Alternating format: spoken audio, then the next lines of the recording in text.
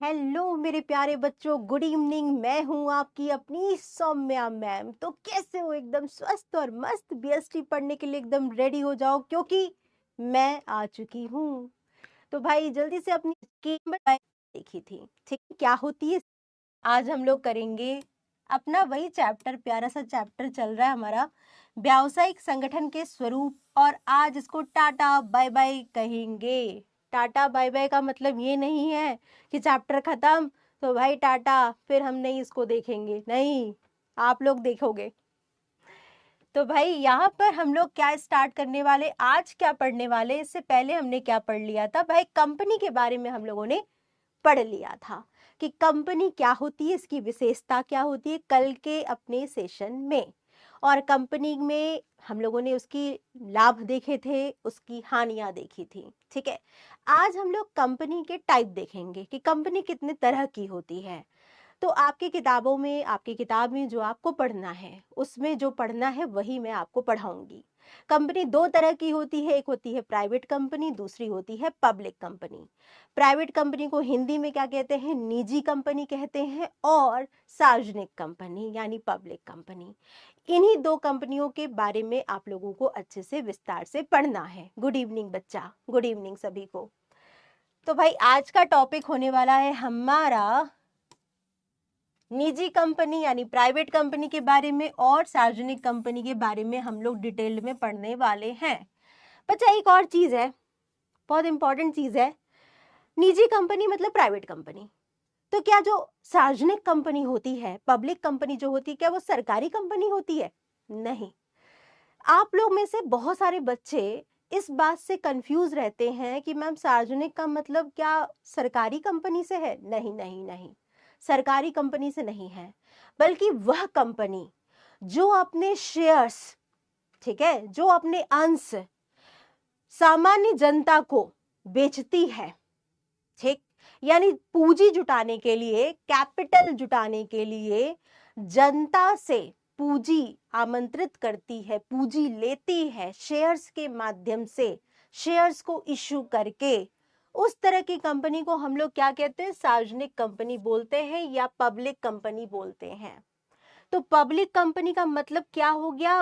वह कंपनी से हो गया जो कि जनता को शेयर्स इशू कर रही है, जनरल पब्लिक को। हम, तुम या हम जैसे लोग, साधारण लोग भी इस कंपनी के सदस्य बन सकते हैं, पूंजी लगा सकते हैं, शेयर्स खरीद सकते हैं, अंशधारी बन सकते हैं। अब बात करते हैं निजी कंपनी क्या हो रही है भाई? निजी कंपनी वह कंपनी है, प्राइवेट कंपनी वह कंपनी है जो अपने अंशों को जनरल पब्लिक को इशू या जारी नहीं करती है, यानी जनता से पूंजी इकट्ठा नहीं करती है, बल्कि कुछ अपने ही लिमिटेड मेंबर्स होते हैं, कुछ ऐसे सिलेक्टिव मेंबर्स होते हैं जिसको अपने कंपनी का अंश जारी करके, इशू करके, उन्हीं लोगों से ही पूंजी आमंत्रित करती है।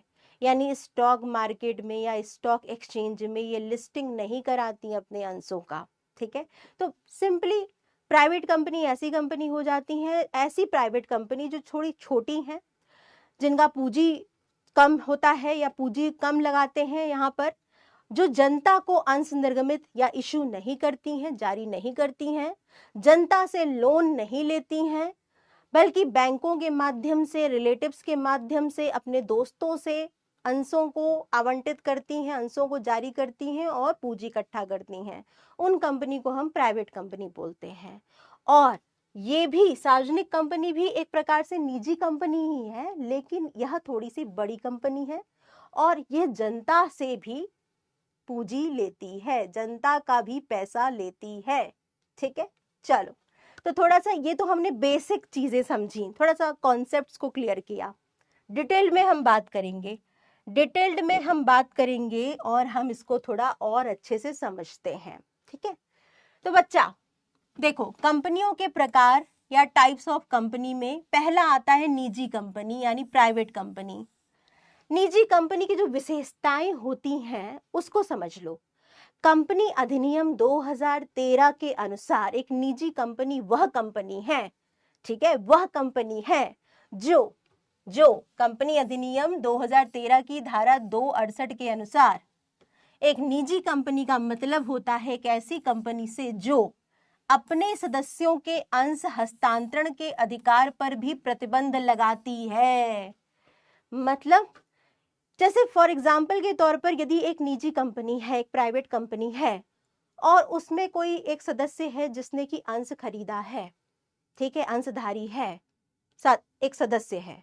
अब वह सदस्य अपने यानी अपने जीवन काल में, कंपनी के जीवन काल में, कंपनी जब तक चल रही है, अपने अंशों को हस्तांतरित नहीं कर सकता, अपने अंशों को बेच नहीं सकता है बेटा, याद रखिएगा। यानी एक निजी कंपनी में अपने सदस्यों के अंश हस्तांतरण के अधिकार पर यह प्रतिबंध लगाती है बेटा, ठीक है, यदि कोई हो तो। साथ ही साथ अपने सदस्यों की संख्या को भी कम से कम इसके 2 सदस्य होने चाहिए एक प्राइवेट कंपनी को बनाने के लिए, और अधिकतम संख्या क्या हो सकती है, 200 हो सकती है। मैक्सिमम नंबर ऑफ मेंबर्स कितने हो सकते हैं, 200 हो सकते हैं, 200 से ज्यादा नहीं हो सकते हैं, ये भी याद रखना, ठीक है। तो 200 से ज्यादा नहीं हो सकते हैं, मिनिमम कितने हो सकते हैं, 2 हो सकते हैं। अब ये 200 सदस्य ऐसे नहीं होंगे कि सामान्य जनता हो रही है, नहीं, ये वो सदस्य हैं जो कि कंपनी को मिलकर के बनाए हैं या कंपनी में पैसा लगा रहे हैं, सिलेक्टेड पर्सन है, कोई बैंक हो सकता है, कुछ दूसरे संगठन हो सकते हैं, या फिर कुछ लोग हो सकते हैं, कुछ रिलेटिव्स हो सकते हैं, कुछ दोस्तों का समूह हो सकता है जो कि पैसा लगा रहे हैं किसी कंपनी में और कंपनी को स्टार्ट किए हुए हैं, ठीक है। तो ये हो गया। इसके अलावा क्या है बेटा, सदस्यों की संख्या में निम्नलिखित में से गणना नहीं की जा सकती है। ऐसे कोई सदस्य जो वर्तमान में किसी कर्मचारी हो प्राइवेट कंपनी में, उनको हम लोग सदस्य नहीं कहेंगे। मान लो कोई कंपनी है, प्राइवेट कंपनी है, और उसमें जो वर्कर लोग हैं, कर्मचारी लोग हैं, उनको सदस्य या मेंबर नहीं माना जाता है, अंशधारी नहीं माना जाएगा, ठीक है, प्राइवेट कंपनी में। ऐसे व्यक्ति जो कि पहले ही कंपनी के कर्मचारी होते हुए कंपनी के सदस्य भी थे और अब कर्मचारी न होते हुए भी कंपनी के सदस्य हैं, ऐसे लोगों को भी इंक्लूड नहीं किया गया है। मान लीजिए आप पहले कर्मचारी थे, फिर रिटायर हो गए हैं, ठीक है, और आप फिर रिटायर होने के बाद कंपनी के मेंबर बन गए, कंपनी के अंशों को आपने परचेज किया हुआ है, तो उन सदस्यों को भी छोड़ दिया जाता है, उनको भी यहाँ पर गिना नहीं जाएगा 200 में। मतलब 200 वो गणना है, ऐसे लोगों की गणना है जो कि कर्मचारी नहीं है, ठीक है, और कर्मचारी ना होने के अलावा रिटायर्ड वर्कर नहीं है, साधारण नॉर्मल व्यक्ति लोग हैं जो कि कंपनी से किसी भी प्रकार से अलग तरीके से कर्मचारी से होकर के जुड़े नहीं हैं। तो हम यहाँ साफ कह रहे हैं कि अधिकतम संख्या 200 होगी, लेकिन इसमें कर्मचारी लोग इंक्लूडेड नहीं होंगे जिन्होंने अंश रखा हुआ है, ठीक। अब आइए बात करते हैं एक और चीज पर, क्या है, अपने अंशों या ऋण पत्रों में विनियोग के लिए जनता को आमंत्रित करने पर प्रतिबंध लगाते हैं। बेटा, प्राइवेट कंपनी जो निजी कंपनी होती है, वो कंपनी अपने अंशों को, डिबेंचर्स भी एक प्रकार के डॉक्यूमेंट होते हैं जिसे कंपनी बेचती है, इन्हें जनता को नहीं बेचती है। मतलब अंश और ऋण पत्र और इस प्रकार के डॉक्यूमेंट्स को नॉर्मल पब्लिक को इशू नहीं करते हैं ये लोग। एक प्राइवेट कंपनी, एक निजी कंपनी, ठीक है, उसे कहेंगे। अपने जन विक्षेपों को, पब्लिक डिपॉजिट्स को, ये भी एक प्रकार का प्रपत्र होता है पूंजी जुटाने के लिए, इसमें भी इन्वेस्टमेंट करने के लिए, पैसा लगाने के लिए जनता को आमंत्रित करने पर ये प्रतिबंध लगाती है, यानी जनता से पैसा नहीं लेती है, पब्लिक डिपॉजिट्स आमंत्रित नहीं करती है एक निजी कंपनी, ठीक है। इसके बाद देखो बच्चा, इसके बाद अभी तो आपका में चेंज हो गया है, लेकिन न्यूनतम इसमें पेड अप कैपिटल जो होती है वो 1 लाख रुपए रख सकती है। न्यूनतम पेड ऑफ कैपिटल 1 लाख रुपए तक कंपनी का होना चाहिए, तभी वो एक निजी कंपनी मानी जाएगी, ठीक है। तो हम एक कंपनी को निजी कंपनी बने रहने के लिए उपरोक्त 5 बातों का पालन करना पड़ता है। मतलब पहले तो सबसे पहला, सबसे इंपॉर्टेंट क्या है भाई, कि उसके सदस्य मेंबर अपने अंशों का हस्तांतरण नहीं कर सकते हैं, कंपनी के जीवन काल में अपने अंशों को बेच करके कहीं और नहीं जा सकते हैं, ठीक है। दूसरा क्या होगा कि यह कंपनी जो है वो जनता से पैसा नहीं लेती है, जनता को अंश निर्गमित नहीं करती है। मिनिमम संख्या कितनी होगी? 2 होगी। अधिकतम कितने सदस्य हो सकते हैं जो कि पूंजी लगाएंगे, अंश खरीदेंगे? 200। ठीक है, इसे याद रखिएगा आप लोग। साथ ही साथ बहुत इंपॉर्टेंट क्या है बेटा, बहुत इंपॉर्टेंट यही याद रखना है हम लोगों को, एक निजी कंपनी वह कंपनी होती है जो कि जनता से पैसा नहीं लेती है, जनता को ऋण पत्र अंश जारी नहीं करती है, जनता को पब्लिक डिपॉजिट्स इशू नहीं करती है। ठीक है, चलो इसके बाद देखो बच्चा, अगर मैं बात करूं एक सार्वजनिक कंपनी की, पब्लिक कंपनी भी एक प्रकार से प्राइवेट कंपनी ही है, निजी कंपनी ही है, सरकारी कंपनी नहीं है। सरकार इसमें पैसा नहीं लगा रही है, गवर्नमेंट इसमें पैसा नहीं लगा रही है, लेकिन ये कंपनी थोड़ी बड़ी कंपनी है, इसका स्वरूप व्यापक है। व्यापक क्यों कह रहे हैं इसमें? क्योंकि इसमें सदस्यों की संख्या असीमित हो सकती है, अनलिमिटेड। एक साधारण जनता, एक नॉर्मल व्यक्ति भी इसका सदस्य बन सकता है, इस कंपनी के अंशों को खरीद सकता है। ये स्टॉक मार्केट में, स्टॉक एक्सचेंज में अपने शेयर्स को बेचते हैं। और अगर एक नॉर्मल आदमी पूंजी लगा रहा है, अंश खरीद रहा है, तो वो अपने अंशों का हस्तांतरण भी कर सकता है, अंशों को ट्रांसफर भी कर सकता है कंपनी के जीवन काल में। अगर मान लो फॉर एग्जाम्पल के तौर पर रिलायंस क्या है? रिलायंस एक पब्लिक कंपनी है। रिलायंस क्या है? पब्लिक कंपनी है। क्यों? क्योंकि रिलायंस के जो शेयर्स हैं वो बेचे और खरीदे जाते हैं। रिलायंस कंपनी जनता को आमंत्रित करती है शेयर्स को परचेस करने के लिए। तो रिलायंस हो गया, टीसीएस हो गया, इन्फोसिस हो गया, ये सब क्या है? ये बड़ी बड़ी कंपनी है। और इंडिया में ये क्या है? ये पब्लिक कंपनी है, क्योंकि ये अपनी पूंजी को इकट्ठा करने के लिए जनता से भी शेयर्स को निर्गमित कर रही हैं, जनता को भी शेयर्स इशू कर रही हैं। ठीक है, इसके अलावा देखो बच्चा, अगर आप मान लो नॉर्मल पीपल हो, नॉर्मल जनता हो, और आपने अंश खरीद लिया है रिलायंस का फॉर एग्जाम्पल के तौर पर, तो आप, अगर आपको मान लो पैसे की फिर दोबारा जरूरत पड़ गई, तो आप अपने अंशों को ट्रांसफर कर सकते हैं, मतलब बेच सकते हैं, सेल कर सकते हैं, और दूसरा शेयर होल्डर बन सकता है जो आपके अंशों को खरीद रहा है। तो इस प्रकार से ये अपने अंशों के, सदस्यों के अंशों के हस्तांतरण पर प्रतिबंध नहीं लगाती हैं प्राइवेट कंपनी की तरह। ठीक है, और साथ ही साथ बच्चा, जैसे मिनिमम सदस्य कितने होने चाहिए? 2 नहीं, 7। कम से कम 7 सदस्य होने चाहिए, 7 अंशधारी पूंजीपति होने चाहिए जो कि सार्वजनिक कंपनी का निर्माण करें। ठीक है, कम से कम 7 सदस्य। और अधिकतम संख्या क्या हो सकती है? असीमित, क्योंकि भाई कितने भी लोग इसमें जुड़ सकते हैं, कितने लोग भी इसके अंशधारी बन सकते हैं, नॉर्मल पीपल भी इसके अंशों को खरीद करके सदस्य या मेंबर बन सकते हैं। तो कंपनी अधिनियम 2013 की धारा 271 के अनुसार सार्वजनिक कंपनी का आशय एक ऐसी कंपनी से है जो कि निजी कंपनी नहीं है, प्राइवेट कंपनी नहीं है। पहली बात, मतलब परिभाषा में ये लिखा गया है कंपनी अधिनियम 2013 की परिभाषा में कि सार्वजनिक कंपनी वह कंपनी है जो कि निजी कंपनी नहीं है। वाह, क्या बात है, मतलब क्या समझाया है उन्होंने कि हम सार्वजनिक कंपनी उसे कहेंगे जो कि निजी कंपनी ना हो। ठीक है, अब क्या बात है इसमें और इसकी क्या विशेषताएं आती हैं?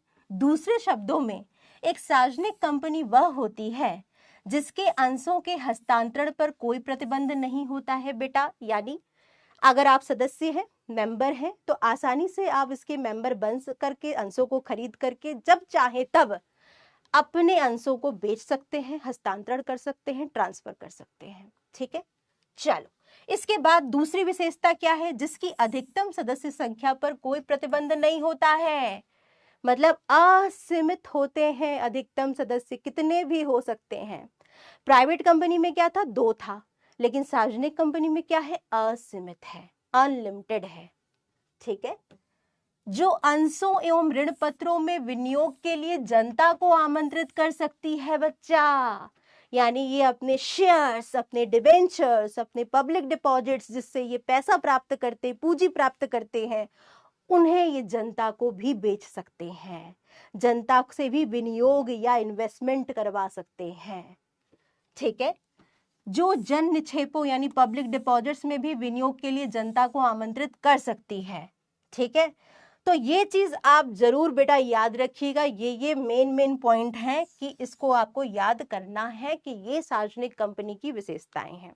ठीक है, कुल मिलाकर के मोटा मोटा ये समझ में आया हमें कि निजी कंपनी, प्राइवेट कंपनी और ऐसी प्राइवेट कंपनी जो कि बहुत अभी उतनी बड़ी नहीं है, छोटे स्टार्टअप्स हैं, छोटी कंपनी है, प्राइवेट सेक्टर में कुछ लोग ही मिलकर के चला रहे हैं, वो जनता से अंश जारी नहीं करते हैं, जनता से पूंजी नहीं लेते हैं, उन्हें हम निजी कंपनी बोल सकते हैं। और जो बड़ी बड़ी बड़ी बड़ी प्राइवेट कंपनी हैं जो कि जनता से भी अंश निर्गमित करके पूंजी इकट्ठा करती हैं, ऐसी कंपनी को हम लोग पब्लिक कंपनी या सार्वजनिक कंपनी बोल सकते हैं। ठीक है, चलो तो बच्चा बेसिक डिफरेंस थोड़ा सा इसको और समझ लेते हैं। आपकी एनसीईआरटी की किताब में ये डिफरेंस बताया गया है कि सार्वजनिक और निजी कंपनी में क्या डिफरेंस होता है, क्वेश्चन इससे बनकर के पूछा भी जाता है। तो चलो ये देखो बच्चा, पहले तो हम बात करेंगे सदस्य के आधार पर कैसे अंतर कर सकते हैं, डिफरेंस कर सकते हैं। सार्वजनिक कंपनी में न्यूनतम मिनिमम सदस्य संख्या कितनी हो सकती है? 7, कम से कम 7 सदस्य होने चाहिए एक पब्लिक कंपनी को बनाने के लिए।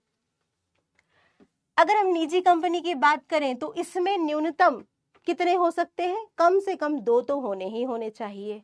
ठीक है, और अधिकतम कितने हो सकते हैं बेटा? 200 तक सदस्य हो सकते हैं, लेकिन इसमें कर्मचारी लोग शामिल नहीं होंगे। इसके बाद देखो, निदेशकों की न्यूनतम संख्या, बोर्ड ऑफ डायरेक्टर कितने हो सकते हैं? बोर्ड ऑफ डायरेक्टर जो कि संचालक मंडल लोग होते हैं, जो कि डिसीजंस लेते हैं, उनकी मिनिमम संख्या कितनी हो सकती है एक सार्वजनिक कंपनी में? 3, कम से कम 3 बोर्ड ऑफ डायरेक्टर या निदेशक मंडल होने चाहिए पब्लिक कंपनी में, सार्वजनिक कंपनी में। अगर बात करें निजी कंपनी की तो इसमें कम से कम 2 बोर्ड ऑफ डायरेक्टर होने चाहिए। ठीक है, चलो अगर बात करें कि सदस्यों की ये क्या लिस्टिंग करवाते हैं, यानी सदस्यों की सूची तैयार करना क्या जरूरी होता है, इंडेक्स बनाना जरूरी होता है, सदस्यों का नाम क्या पंजीकृत कराना जरूरी होता है? तो अगर बात करें सार्वजनिक कंपनी की तो यस, अनिवार्य होता है। हर एक सदस्य का इंडेक्स रखना, लिस्टिंग करवाना, उनके नाम को लिस्ट करवाना रजिस्ट्रार ऑफ द ऑफिस में जरूरी होता है। इसे अनिवार्य कहा गया है सार्वजनिक कंपनी के केस में। निजी कंपनी में अनिवार्य नहीं है, यानी सदस्यों का इंडेक्स या सदस्यों के नामों का इंडेक्स रखना रजिस्ट्रार ऑफ द कंपनी के पास अनिवार्य नहीं होता है। कहां पर? निजी कंपनी में। ठीक है, अंशों का हस्तांतरण, क्या सदस्य अपने अंशों को बेच सकते हैं, हस्तांतरित कर सकते हैं? तो बात करें सार्वजनिक कंपनी में, हाँ कर सकते हैं, हस्तांतरण पर कोई प्रतिबंध नहीं होता है। आसानी से जब आप चाहें तब शेयर मार्केट में अपने अंशों को बेच सकते हैं अगर आप किसी सार्वजनिक कंपनी के अंशधारी हैं तो। ठीक है, आइए बात करते हैं निजी कंपनी की। तो भैया निजी कंपनी में मैक्सिमम नंबर 200 ही होते हैं। अब वो 200 सदस्य भी अगर बीच में छोड़कर चले जाएंगे या अपनी पूंजी निकाल लेंगे या पूंजी को बेच देंगे तो कंपनी को दिक्कत हो सकती है ना? तो फिर कंपनी अपने उन सदस्यों के अंशों के हस्तांतरण पर या बेचने पर प्रतिबंध लगा देती है। ठीक, निजी कंपनी के केस में। आइए बात करते हैं और पॉइंट्स की। अंशों के क्रय हेतु जनता को क्या ये आमंत्रित करते हैं? क्या अंशों को जनता को बेचते हैं? तो यस, सार्वजनिक कंपनी जो होती है बेटा, पब्लिक कंपनी जो होती है, वो अपने अंशों को यानी कंपनी के अंशों को या ऋण पत्रों को क्रय हेतु परचेस करने के लिए जनता को आमंत्रित करती है, जनता को भी बेचती है। अगर हम बात करें निजी कंपनी की तो निजी कंपनी, प्राइवेट कंपनी अपने शेयर्स या अपने डिबेंचर्स, ऋण पत्र जनता को इशू नहीं करती है, जारी नहीं करती है, जनरल पब्लिक को नहीं बेचती है, जनरल पब्लिक से पूंजी या कैपिटल नहीं प्राप्त करती है। ये बेसिक डिफरेंस है बच्चा। अगर आपने इस डिफरेंस को याद कर लिया तो आप निजी कंपनी और सार्वजनिक कंपनी को अच्छे से डिफरेंशिएट कर सकते हैं। ठीक है, चलो अब हम बात करेंगे पूरे चैप्टर से रिलेटेड एमसीक्यू सेशन की, क्योंकि हमारे बच्चे आज बड़े से शांत शांत से हैं, तो थोड़ा सा उनमें उबाल लाने के लिए, थोड़ी सी ऊर्जा एनर्जी लाने के लिए थोड़ा सा यहाँ पर हम लोग भूल रहे होंगे इसका निर्माण होता है। क्वेश्चन आपके सामने आ गया है। ओके, कंपनी एक कृत्रिम व्यक्ति है, आर्टिफिशियल पर्सन है, जिसका निर्माण होता है। इसे कौन बनाता है? मनुष्य के द्वारा, भगवान के द्वारा, प्रकृति के द्वारा, विधान के द्वारा। विधान अगर गलत बताया तो डांट पड़ेगी। एक आर्टिफिशियल यानी कृत्रिम, थोड़ा देखिए मनुष्य के द्वारा, यस मनुष्य करते हैं, लेकिन सिर्फ मनुष्यों के द्वारा ही इसका आविष्कार नहीं हो सकता है, बल्कि क्या चाहिए? विधान के द्वारा, कानून के द्वारा कंपनी का निर्माण होता है। क्योंकि कंपनी को क्या कहा जा रहा है? कृत्रिम व्यक्ति कहा जा रहा है। कंपनी का एक खुद का नाम होगा, खुद का अस्तित्व होगा, रजिस्टर्ड नेम होगा, जिससे कि कंपनी व्यापार कर सकती है, कंपनी संपत्ति खरीद सकती है अपने नाम पर, और कंपनी मुकदमा कर सकती है, कंपनी पर मुकदमा किया जा सकता है। ठीक है, तो इसका राइट आंसर क्या होगा? डी होगा, विधान के द्वारा है। तो सुन रही थी कि आप बोले है बेटा, कृत्रिम का मतलब होता है जिसका खुद का कोई मतलब, जैसे मनुष्य की तरह नहीं है, हम लोगों की तरह नहीं है, लेकिन फिर भी कंपनी बिजनेस कर सकती है अपने नाम से। फिर भी आगे साझेदारी यानी पार्टनरशिप जो हो अनिवार्य नहीं है, अनिवार्य। साझेदारी का पंजीकरण, साझेदारी मतलब पार्टनरशिप, इसका पंजीकरण रजिस्ट्रेशन करवाना अनिवार्य नहीं है, अनिवार्य है, वैधानिक है, इनमें से कोई नहीं। बताओ, साझेदारी यानी पार्टनरशिप जो होती है, क्या पार्टनरशिप फॉर्म्स ऑफ ऑर्गेनाइजेशंस का रजिस्ट्रेशन करवाना, पंजीकरण करवाना अनिवार्य है?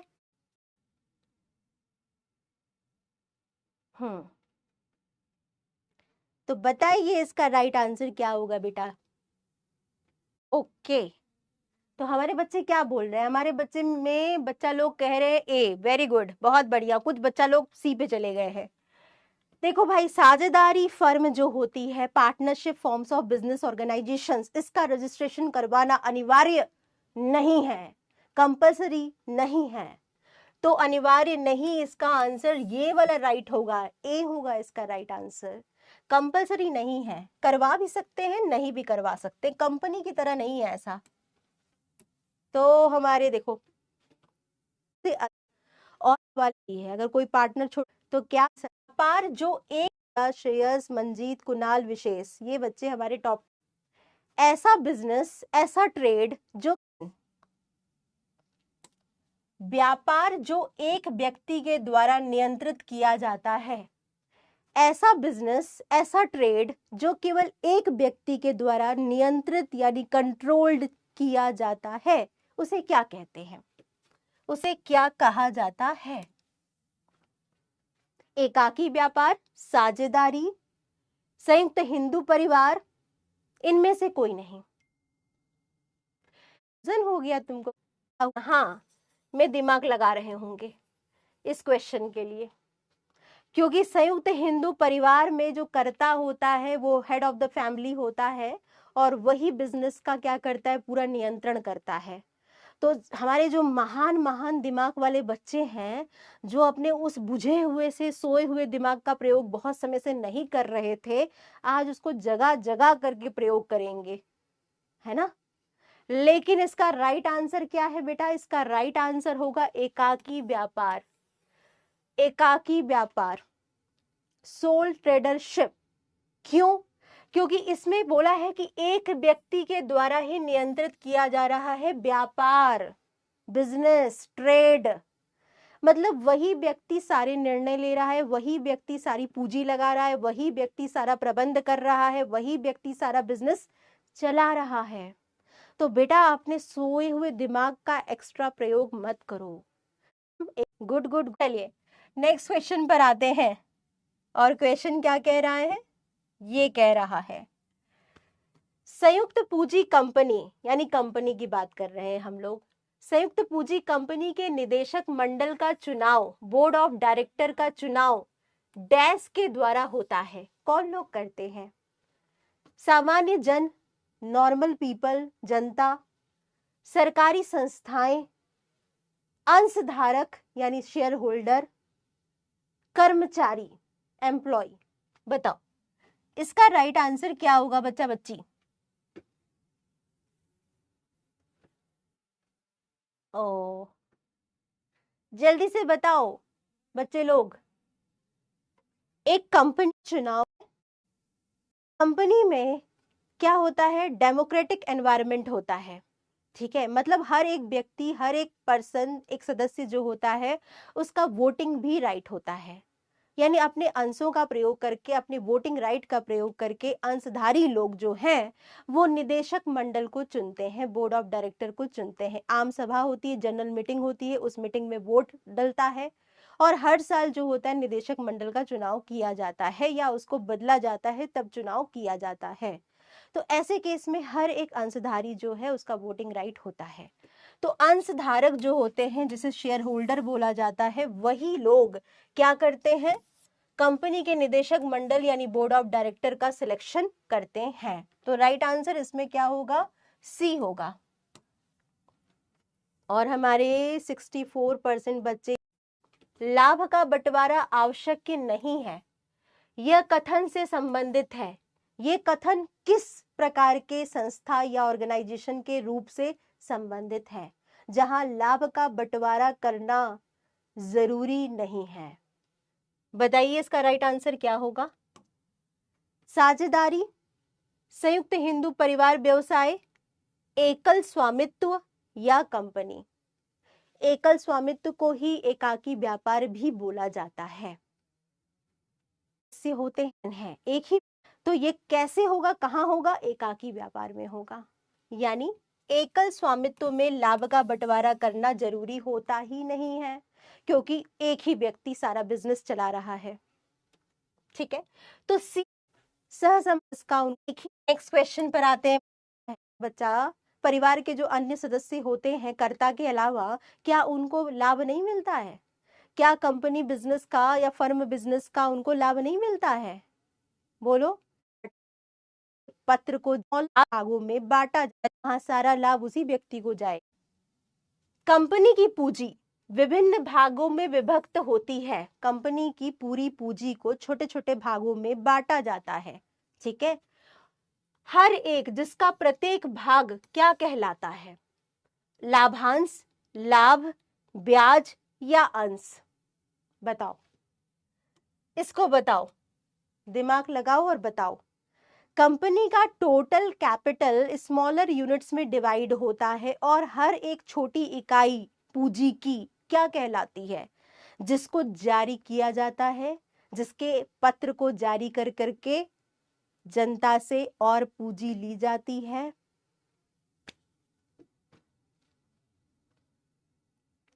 कंपनी की टोटल पूंजी, कुल पूंजी छोटे छोटे भागों में बांट दी जाती है और प्रत्येक एक छोटी इकाई पूंजी की क्या कहलाती है?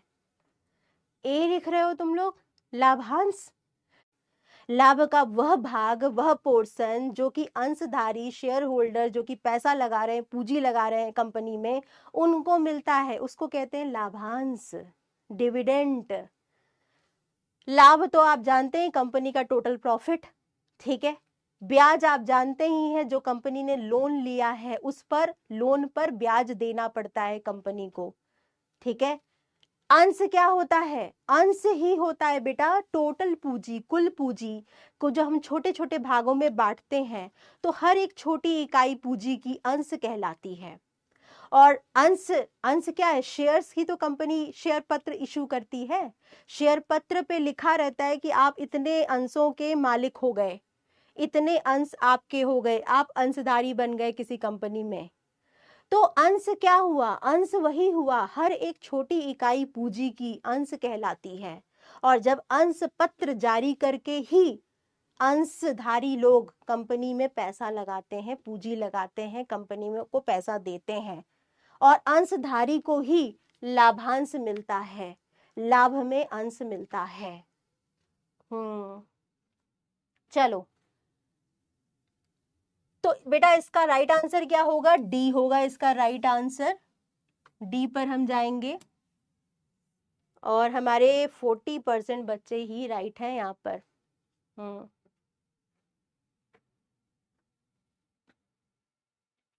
चलिए, तो पूरा व्यवसाय के मुखिया को पर बेटा आप लोग बहुत जरूरी है। नेक्स्ट क्वेश्चन, संयुक्त हिंदू परिवार व्यवसाय के मुखिया को क्या कहते हैं? मुखिया को क्या कहते हैं? हेड ऑफ द फैमिली, संयुक्त हिंदू परिवार व्यवसाय, उसको क्या कहते हैं? बहुत ही आसान सा क्वेश्चन। अगेन, स्वामी का जो राइट आंसर क्या है? कर्ता। कर्ता कहते हैं। सबसे बुजुर्ग सदस्य, सबसे बड़ा सदस्य जो कि बिजनेस से संबंधित सभी निर्णय लेते हैं, उन्हें हम लोग क्या कहेंगे? कर्ता कहते हैं संयुक्त हिंदू परिवार व्यवसाय में। पार्टनर जिसके, ये बताओ, एक साझेदार जिसके फर्म से संबंध के बारे में जनता अपरिचित है। एक ऐसा पार्टनर जिसके बारे में जनता को कुछ नहीं पता है कि वो पार्टनर है या नहीं है, वो क्या कहलाता है? सक्रिय साझेदार, सुसुप्त साझेदार, नाम मात्र का साझेदार या गुप्त साझेदार? क्या होगा इसका राइट आंसर? जिसके बारे में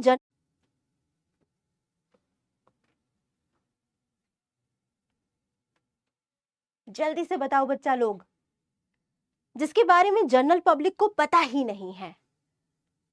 है जिसके बारे में किसी को पता नहीं है। यस, बिल्कुल सही, गुप्त साझेदार। डी होगा इसका राइट आंसर बेटा। और हमारे हमारे हमारे 91% बच्चे राइट हो गए। वेरी गुड, बहुत बढ़िया। चलिए नेक्स्ट क्वेश्चन पर आते हैं।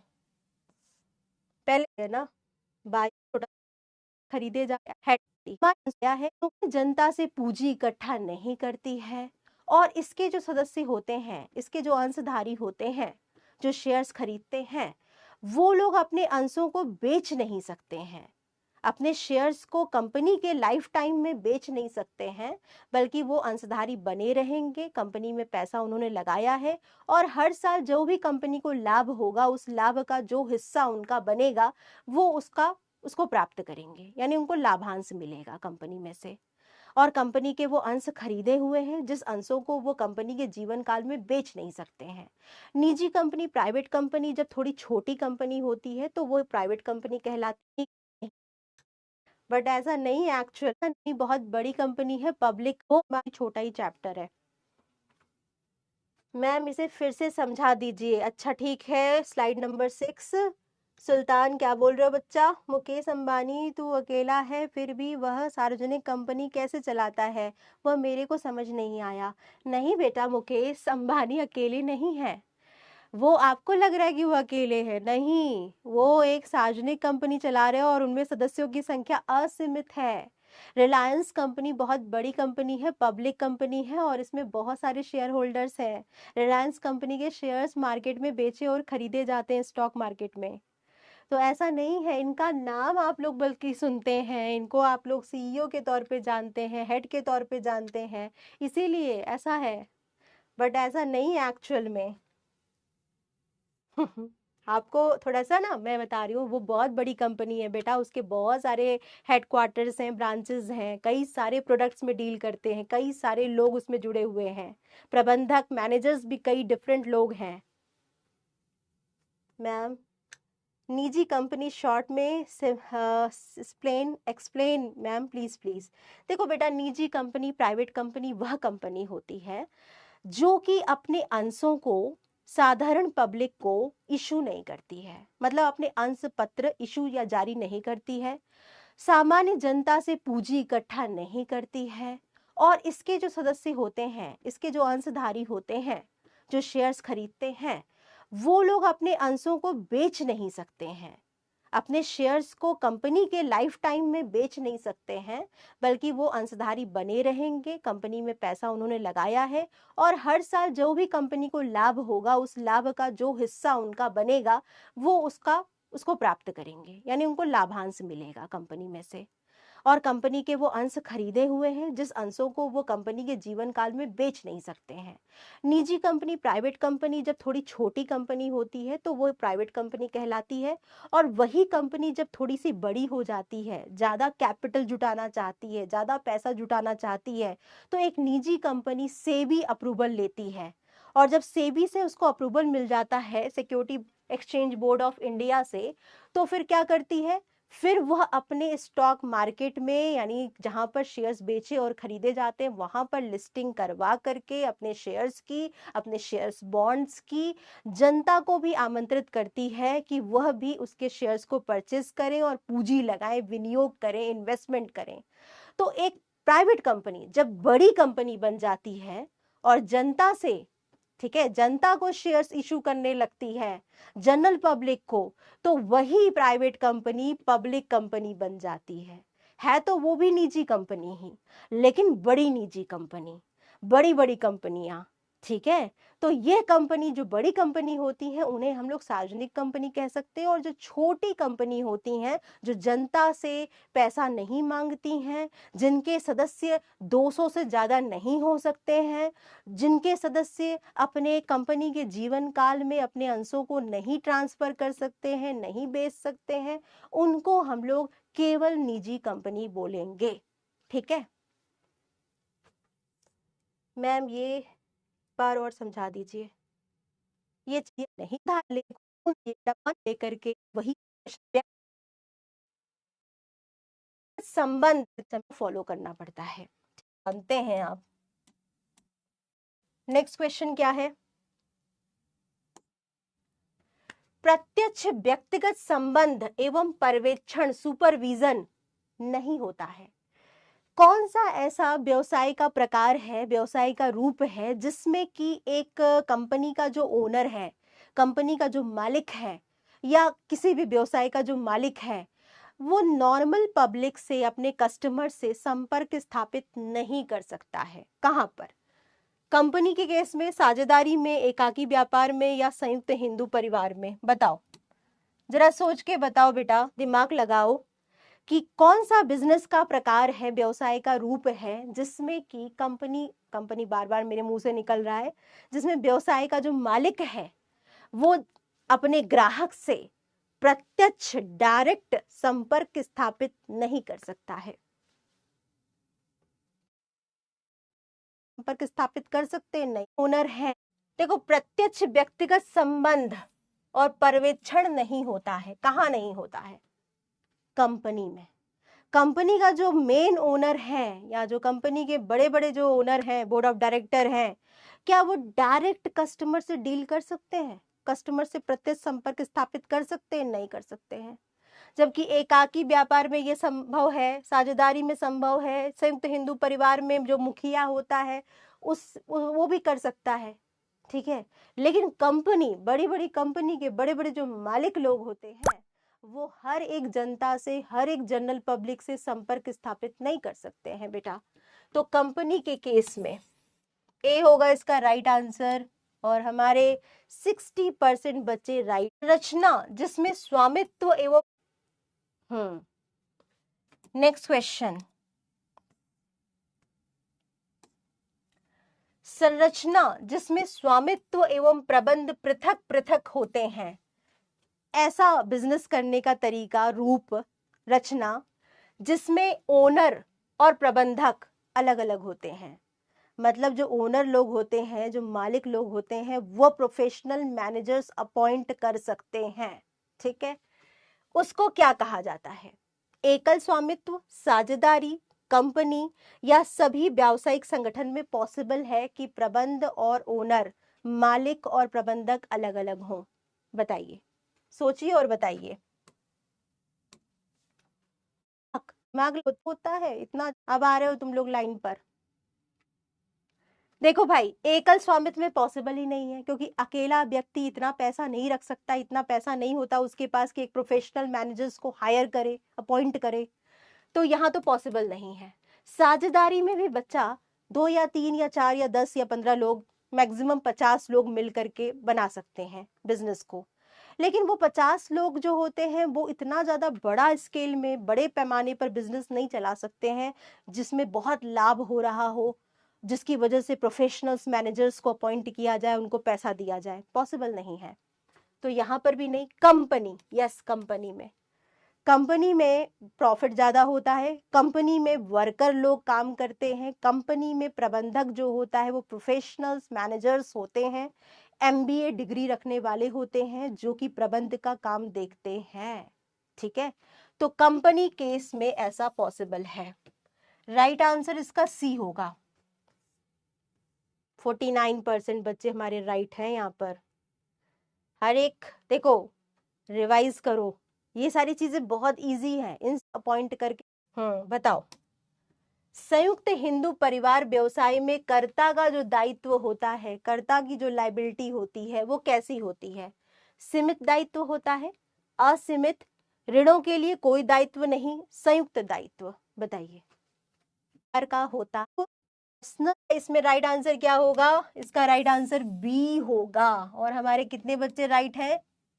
हमारे 77% बच्चे राइट हैं। ओके। और शिवम, कनक, भानु, हिमांशु, अनुष्का, मंजीत, ऋषिका, अदिति सह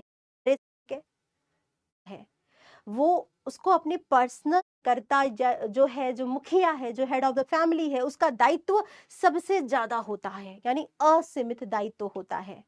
वो उसको अपनी पर्सनल संपत्तियों को बेच करके भी बिजनेस के लोन को चुकाना पड़ता है या पड़ सकता है। एक व्यक्ति एक, टॉप 10 में आए हैं अभी इस क्वेश्चन के लिए। चलो बताओ ये वाला। सहकारी समितियों में जिस सिद्धांत का, कोऑपरेटिव सोसाइटी, जिस सिद्धांत का अनुपालन किया जाता है वह क्या है? एक अंश एक वोट, एक व्यक्ति एक वोट, वोट नहीं बहु अनेक वोट। बताओ, लोग सदस्य मिलते हैं और आपसी सद्भाव के लिए, यानी आपसी कल्याण के लिए किसी व्यवसाय को चलाते हैं, जिसमें प्रॉफिट की दर को कम रखते हैं, गुणवत्ता को ज्यादा रखते हैं, सदस्यों का लाभ अच्छे से हो सके, कल्याण हो सके, इस बात पर ज्यादा जोर दिया जाता है। ऐसी कोऑपरेटिव समिटीज में, सोसाइटीज में जो सिद्धांत होता है वो क्या होता है? क्या हर एक व्यक्ति को वोट डालने का अधिकार है या नहीं है? राइट आंसर क्या होगा? एक व्यक्ति एक वोट। हर एक व्यक्ति को वोटिंग राइट होता है बेटा, कंपनी के अंशधारक की तरह।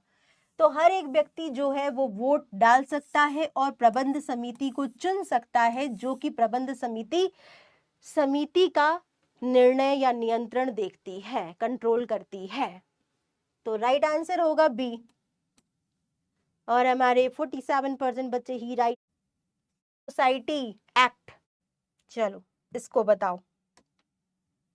भारतीय सहकारी समिति अधिनियम, इंडियन कोऑपरेटिव सोसाइटी एक्ट कौन सा है? 1932, 1912, 2008, 1956? पिटोगे तुम लोग अब जबरदस्त। एक्ट 1932। 1932 किस पर आता है? भारतीय साझेदारी अधिनियम, इंडियन पार्टनरशिप एक्ट 1932। और 1912 क्या है? सहकारी समिति अधिनियम। 1912 होगा इसका राइट आंसर।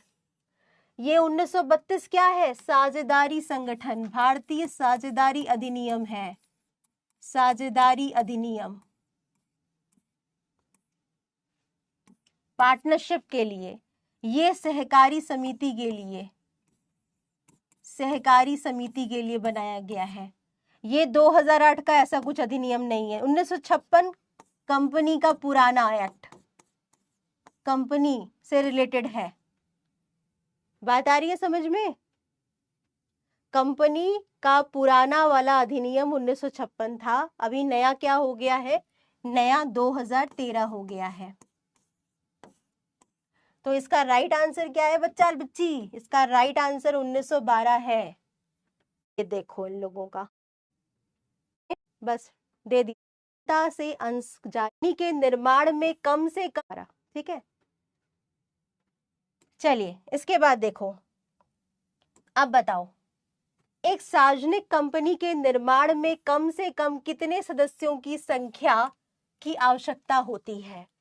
पब्लिक कंपनी, सार्वजनिक कंपनी जो कि जनता से अंश जारी करके पूंजी को इकट्ठा कर सकती है, ऐसी कंपनी के न्यूनतम सदस्य संख्या कितनी हो सकती है, बताओ।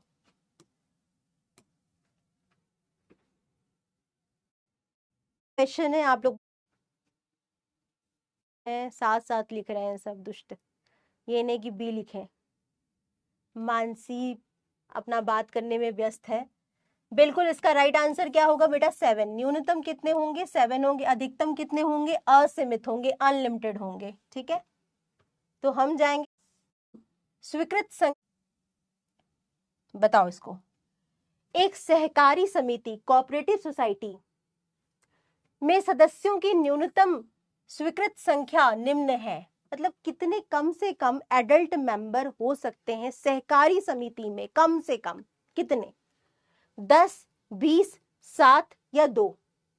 कोऑपरेटिव सोसाइटी है बच्चा, आंसर करो। उन बच्चों तक नहीं हो पाया है तो भी आप लोगों की नेक्स्ट क्लास आने तक आप पहला और दूसरा चैप्टर अच्छे से रिवाइज कर लो, और अगर नहीं भी हुआ है, अगर अभी तक नहीं हो पाया है तो भी हम जो थर्सडे को क्लास चलाएंगे वो चैप्टर नंबर 10 सदस्य होने चाहिए कोऑपरेटिव सोसाइटी को फॉर्म्ड करने के लिए। क्या लिख रहे हो तुम लोग, लिख रहे हैं सब, विशेष आर्यन यही पढ़ रहे हैं।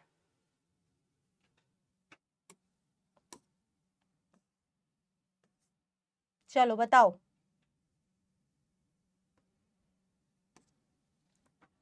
सदस्यों का दायित्व सीमित होता है, लिमिटेड होता है किस संगठन में, एकाकी व्यवसाय में, साझेदारी में, संयुक्त स्कंद कंपनी में, या इनमें से कोई नहीं। संयुक्त स्कंद कंपनी का मतलब सिर्फ कंपनी भी कह सकते हो, बताओ इसका राइट आंसर क्या होगा। सदस्यों का दायित्व सीमित होता है,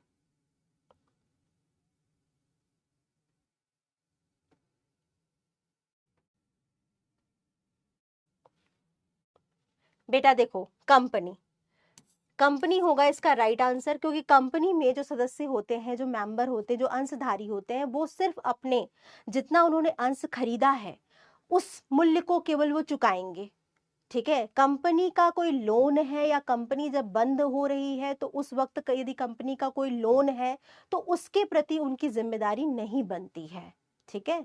तो यहाँ पर क्या होगा बेटा, कंपनी के केस में जो सदस्य होते हैं उनका दायित्व सीमित होता है, जबकि एकाकी व्यवसाय में भी जो आपके सदस्य होता है उसका दायित्व क्या होता है, असीमित होता है। साझेदारी सामान्य साझेदारी है, जनरल साझेदारी है, तो सारे सदस्यों का दायित्व क्या होता है, असीमित होता है, ठीक है। कंपनी यानी सी, चलो बताओ आ,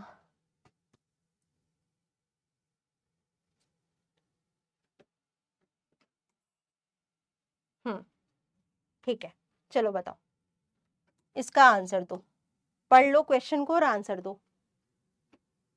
कोई बात नहीं, सॉरी मत बोलो बच्चा, सॉरी बोलने की जरूरत नहीं है बेटा, मैं आपको कोई भी यहाँ सॉरी बहुत अच्छा कर।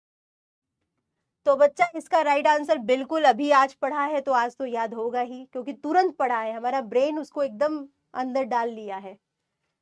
लेकिन वही चीज अगर एक हफ्ते बाद पूछी जाए तो हम भूल जाएंगे, अगर हमने खोल करके नहीं देखा किताब तो बेटा 200, ठीक है 200 इसका राइट आंसर, 200। ये देखो यहाँ पर भी कुछ बच्चे बीच में आए हुए होंगे। अंशों का हस्तांतरण यानी ट्रांसफर पॉसिबल है, किस प्रकार की कंपनी में एक सदस्य अपने अंशों को बेच सकता है, सार्वजनिक कंपनी में, निजी कंपनी में, साझेदारी में, या इनमें से कोई नहीं? क्या होगा इसका राइट आंसर? अभी जस्ट पढ़ाया है आज की क्लास में। लो,